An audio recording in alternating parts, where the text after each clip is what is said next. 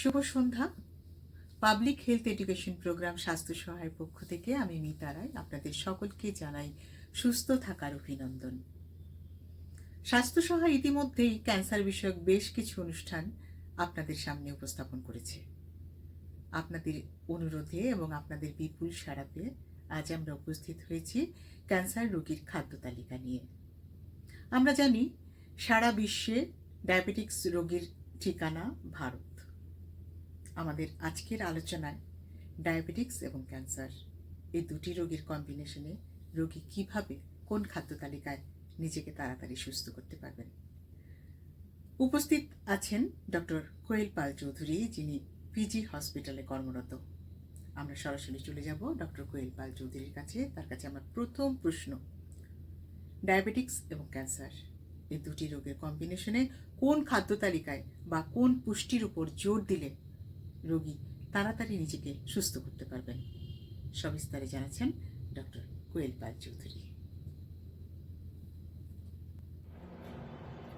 নমস্কার, আমি doctor Koel Pal Chowdhury, research dietitian of PG hospital. আরও একবার আপনাদের সামনে চলে এসেছি পুষ্টি বিষয়ক কিছু আলোচনা করতে।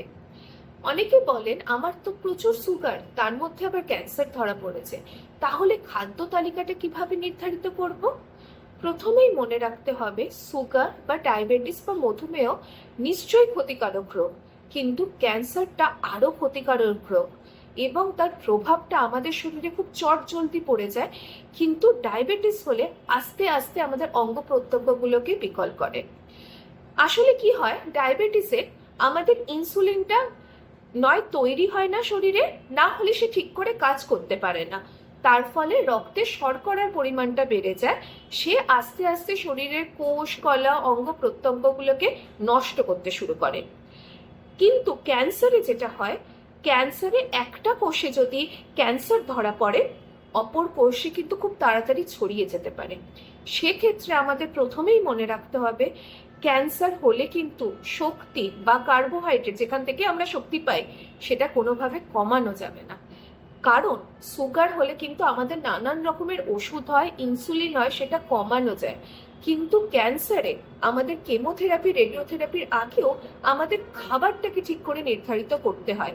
আরেকটা জিনিস মাথায় রাখতে হবে, যে মানুষটার মধ্যে ক্যান্সার আছে তার কিন্তু শরীরের শক্তির সঞ্চয় ক্ষমতাটা কমে যায়, শক্তি অনেক বেশি খরচ হয়ে যায়। তো সেক্ষেত্রে আমাদের কার্বোহাইড্রেটটাকে রাখতেই হবে। কার্বোহাইড্রেট কমিয়ে দিলে যে সুগার কমবে তার ফলেই ক্যান্সার কমে যাবে এমনটা কিন্তু নয়। প্রোটিন দুভাবে এখানে কাজ করবে, কারণ হচ্ছে প্রোটিন যেমন আমাদের সুগার কমায়, তেমনি ক্যান্সার সেলগুলোকে নষ্ট করে নতুন কোষ তৈরি করতেও সাহায্য করবে।